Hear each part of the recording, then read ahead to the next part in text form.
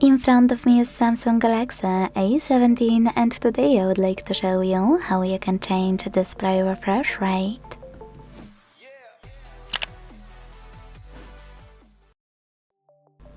Many people struggle with locating and managing refresh rate on Samsung devices because it's under a different name in settings.